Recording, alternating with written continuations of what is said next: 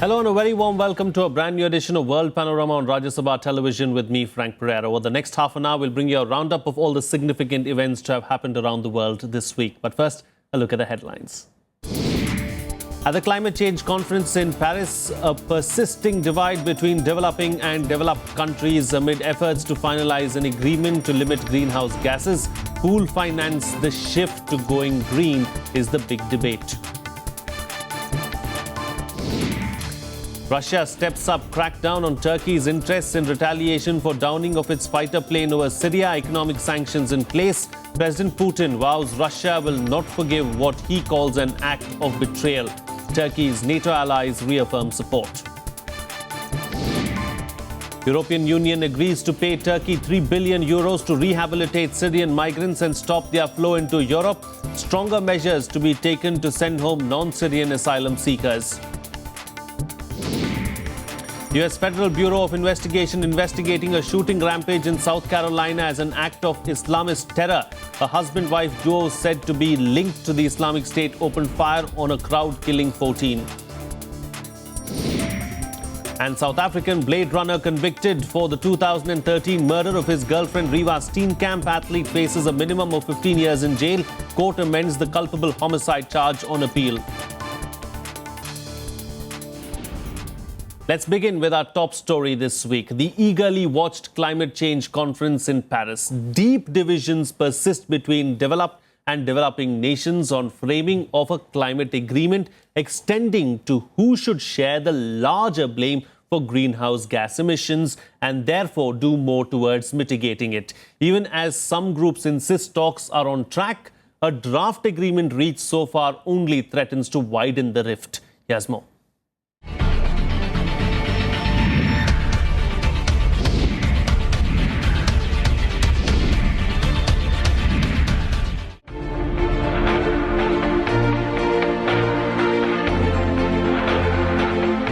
Realize it or not, it is among humanity's gravest challenges today, from smog out of industrial and vehicular pollution to hurricanes, floods, droughts caused by global warming.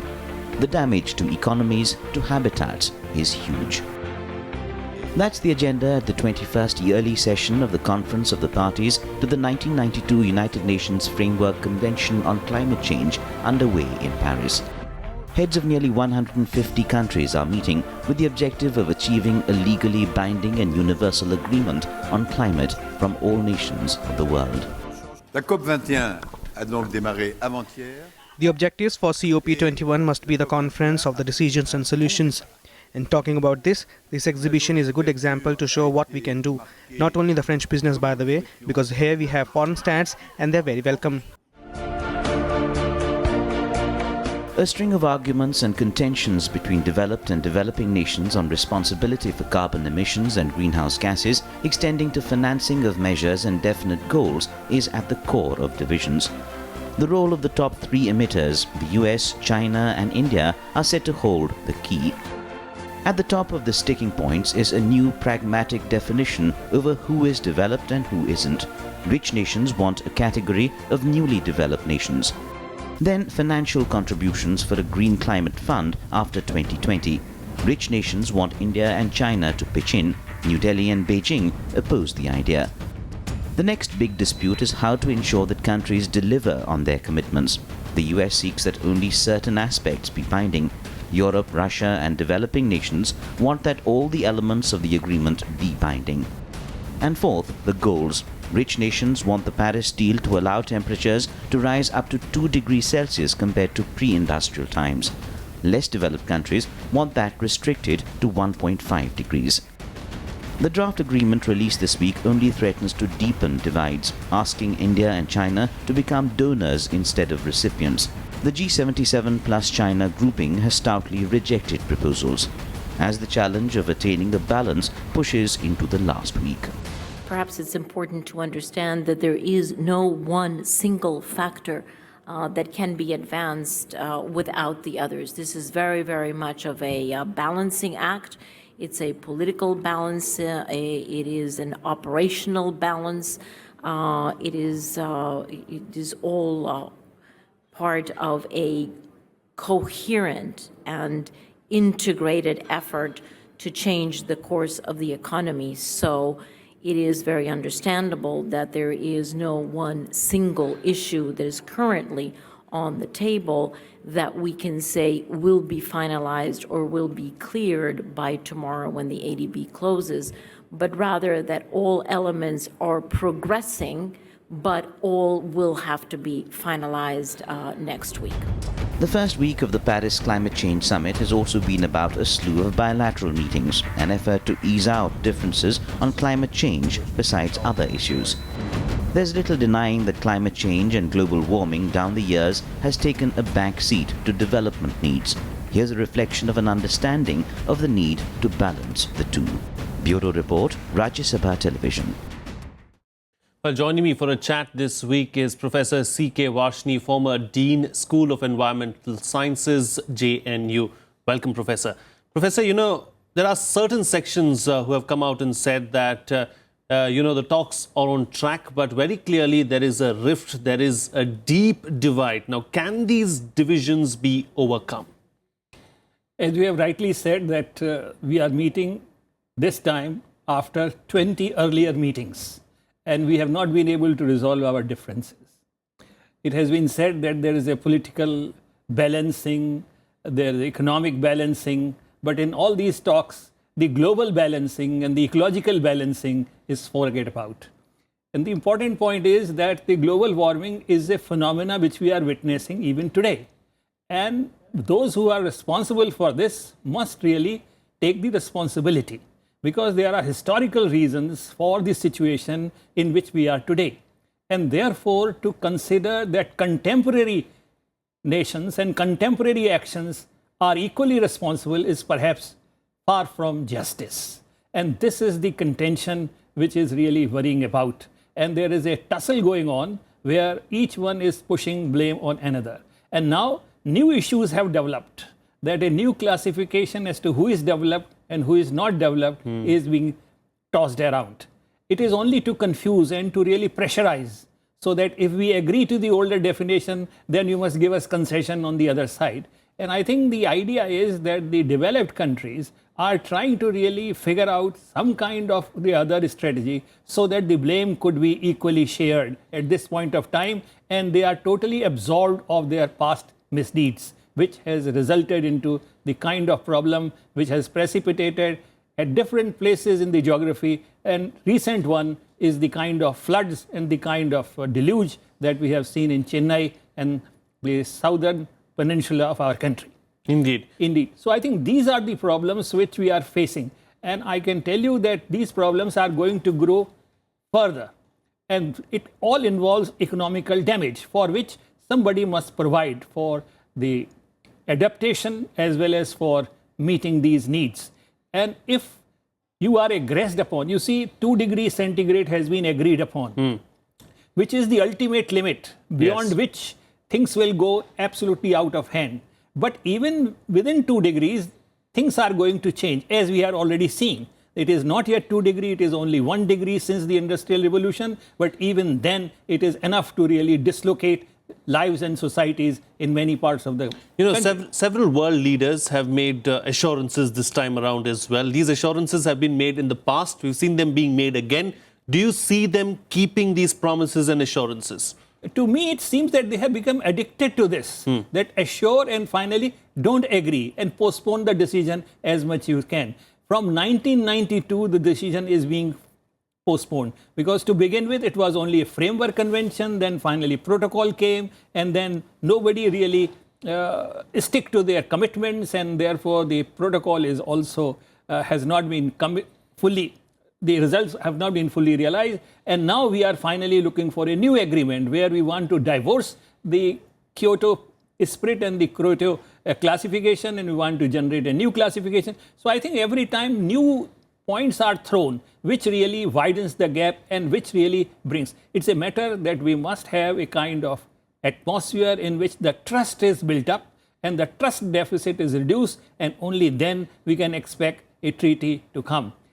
The chances are that we are left with 1 week, and within this 1 week, none of the issues on which we can say that full agreement has been arrived at. So I think the task is monumental, task is enormous, and we are not quite clear as to how these problems are going to be resolved within such a short period of time, when the test will be presented to the ministers, and finally it will be the political decision at the final round of the talks. So I think the task is enormous, and most of these issues are left with all kinds of alternatives and all kinds of suggestions. But finality is really still very far. One more week to go. Remains to be seen what happens at the Paris talks, the all-important and crucial Paris talks. Thank you so much, Professor C.K. Varshney, for being with me on the program and putting things into perspective for us. Well, besides the high-level meetings and decisions taken, let's also take a look at some other related events and happenings around this landmark climate change conference.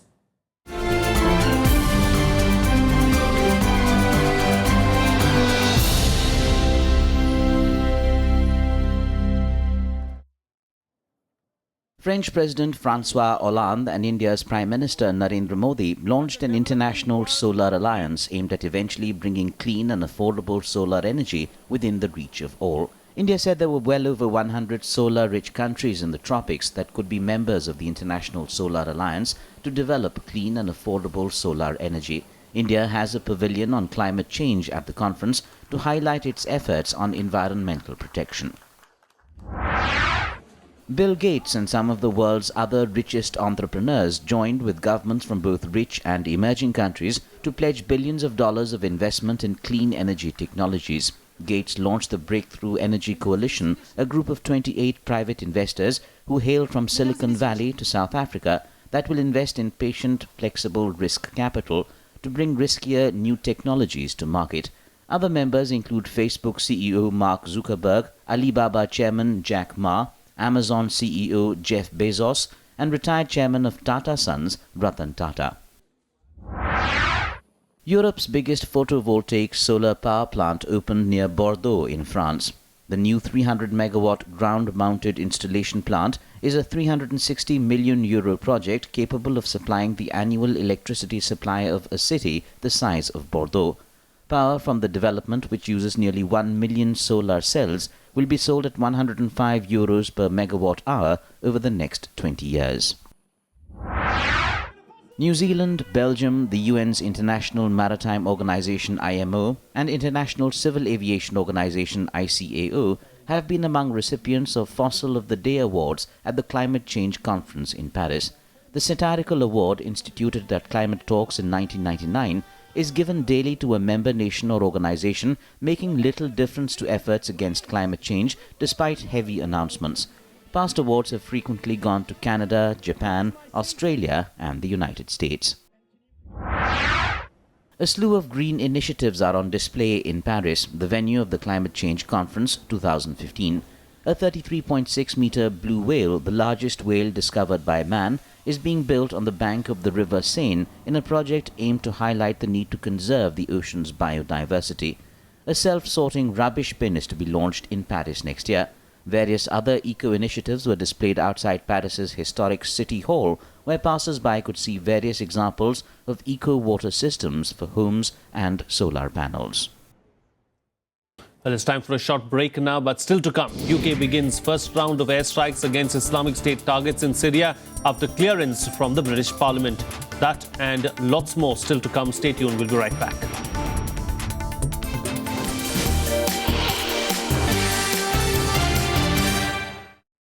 Welcome back. You're watching Rajya Sabha Television. Well, in the United States, a mass shooting by a married couple on Wednesday that left 14 people dead and 21 injured in California is being investigated as an act of terrorism.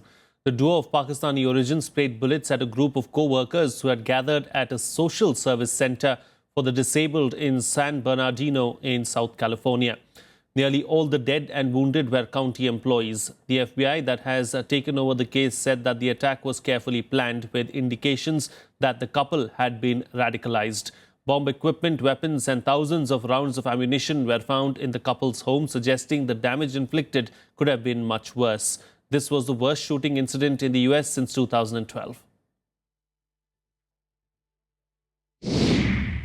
As of today, based on the information and the facts as we know them, we are now investigating these horrific acts as an act of terrorism. We have also uncovered evidence that these subjects they attempted to destroy their digital fingerprints. We are continuing to go down the path to ensure that we find all of the evidence that pertains to this matter.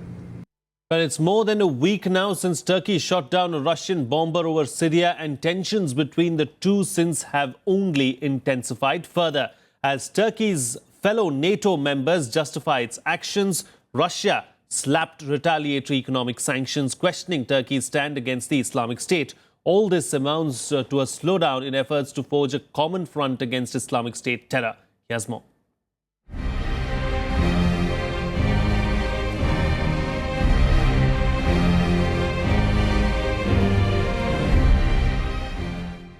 And our action was a defensive action. Just days back, the two had decided on tying up against a common foe, terror and the Islamic State. But after Turkey downed the Russian bomber, it's now no love lost between Russia's Vladimir Putin and Turkey's Ahmet Davutoglu. A meeting of NATO foreign ministers in Brussels reaffirmed support to Turkey's stand, even as member nations call for de-escalation of Russia-Turkey tensions and greater focus on fighting the Islamic State in Syria and Iraq. I want to be very clear. Turkey is a NATO ally. Along with our allies, the United States supports Turkey's right to defend itself and its airspace and its territory. And we're very much committed to Turkey's security and its sovereignty. But President Vladimir Putin stands by his threat of dangerous consequences for Turkey, albeit without military action. Russia's retaliatory economic sanctions on Turkey are aimed at denting its tourism and agricultural sectors. Putin has also stepped up Russia's military presence in Syria, coming down hard on what he called a Turkish nexus with the Islamic State on oil supplies. We have just now received an additional information confirmed, unfortunately, that from the place of the oil production, which is controlled by ISIL and other terrorist organizations, that oil in huge quantities on an industrial scale is being supplied to the territory of Turkey.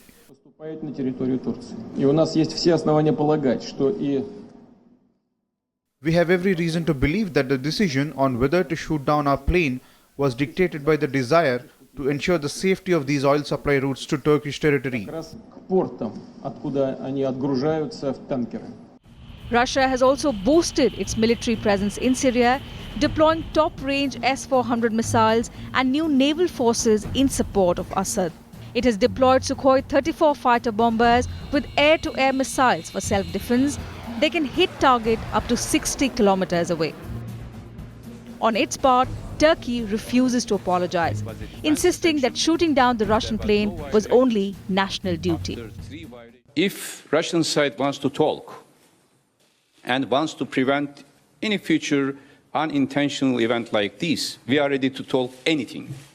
If they want information from us, which we have provided, we can give any information regarding technical details of this incident. If they want to improve relations, normalize relations in all sense, we are ready to talk. But no country can ask us to apologize because of doing our job. The church service for killed pilot Oleg Peskov at his hometown in Lipetsk, Russia. Peskov was shot dead by Syrian Turkmen soon after he ejected from the aircraft attacked by Turkish missiles. And somewhere, the intensity of the reaction from the Russian side suggests that this issue is not going to die out soon. Bureau Report, Rajya Sabha TV. Well, the European Union has agreed to pay Turkey 3 billion euros besides visas and renewed talks on joining the EU in return for concrete measures to rehabilitate migrants from North Africa and the Middle East. Turkey's efforts are expected to stem the deluge of migrants into Europe that's buckling under the strain. Through crackdowns and rehabilitation, the Turkish Prime Minister termed the deal struck in Brussels a new beginning for the uneasy neighbours.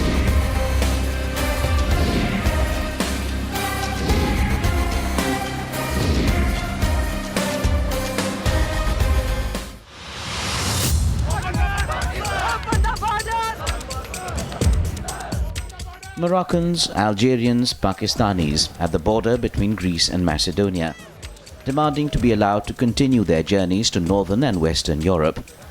Crowds were stranded at a border crossing near Idomeni, Greece, after authorities in the Balkans decided to restrict entrance to people based on their country of origin. Still, they continue to pour in, hoping policies will change. Iranian, Pakistan, Bangladesh, Somali have not allowed. Morocco have not allowed. All people in there is human. Why not allow? All people is human. Where is human right? We don't have a food.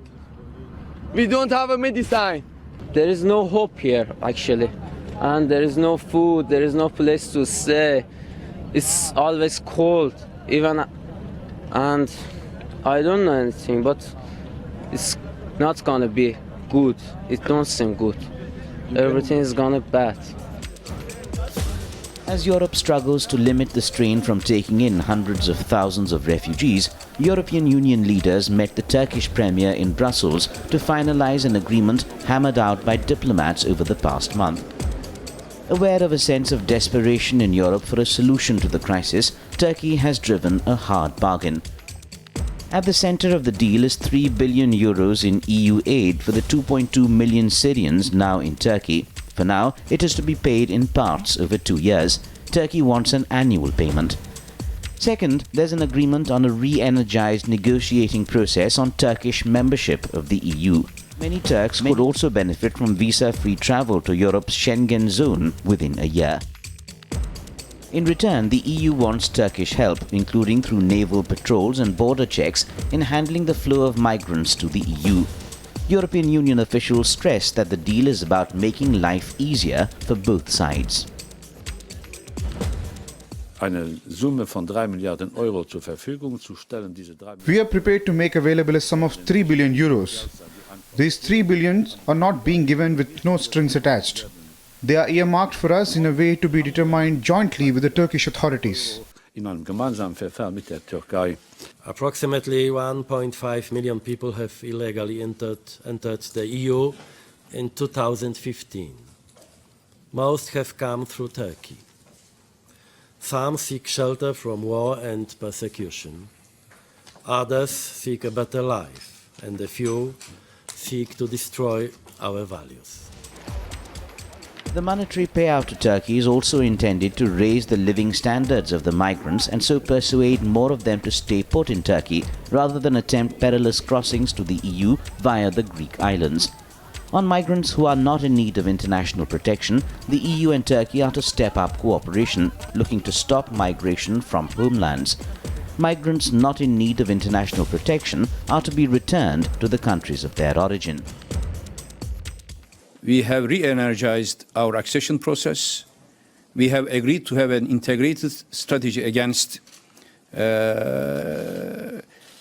all instabilities in the neighborhood of Europe, and also to work together shoulder to shoulder regarding the refugee crisis. All my colleagues in Europe, they agree that Turkey and EU have the same destiny as the members of the family of our continent, and Turkish membership will be an asset, not only to EU, to Turkey, but also to the global peace.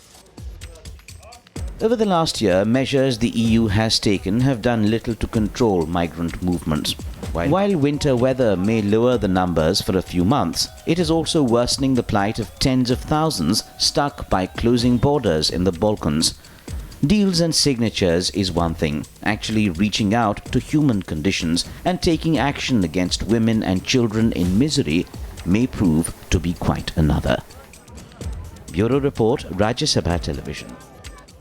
Well, let's take a look now at some other news-making events that made headlines across the world this week in Globe Watch.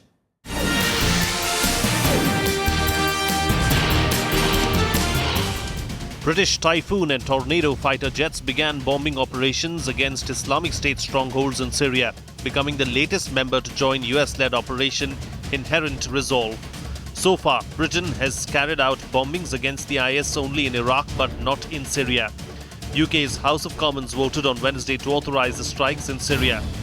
starting operations, British fighter planes dropped bombs at 6 targets in Omar oil field, considered one of the largest and most important for IS coppers.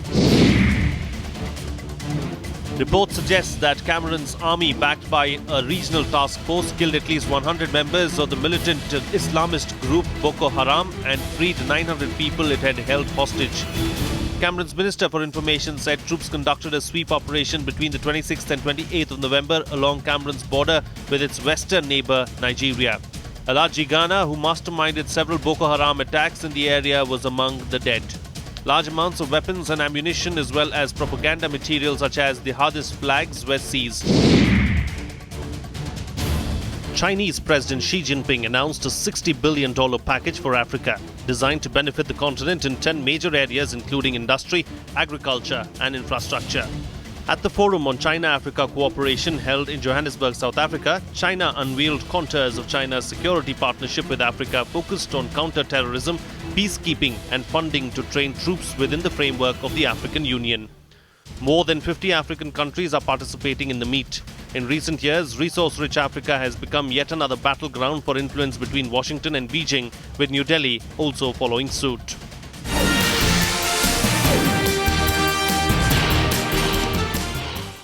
Well, let's turn now to a massive legal setback for South Africa's Blade Runner Oscar Pistorius. In a fresh verdict, Pistorius has been ruled guilty of the murder of his girlfriend Riva Steenkamp in 2013.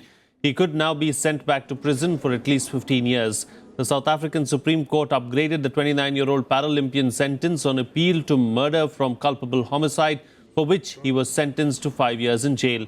Pistorius was released from prison and placed under house arrest on October 19th, having spent 1 day less than a year behind bars for the shooting of model Riva Steenkamp on Valentine's Day in 2013. A new sentence will now be handed down at a later date. Pistorius is expected to remain on parole until then, unless a court rules otherwise. Riva Steenkamp's mother said an appeal court ruling finding Pistorius guilty of murder is a victory for women. At least we have the truth now and the right decision and the right judgment, and it's not up to me to say how long. I don't want to hurt him in any way. I've got no revenge. I see this as the truth, and the success is due to the justice system and God. But this is respect for my daughter and her life also, and respect for women all over this country.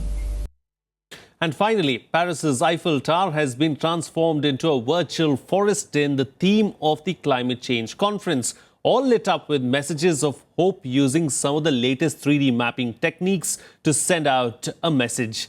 I'm going to leave you with these visuals from the City of Love. See you again next time.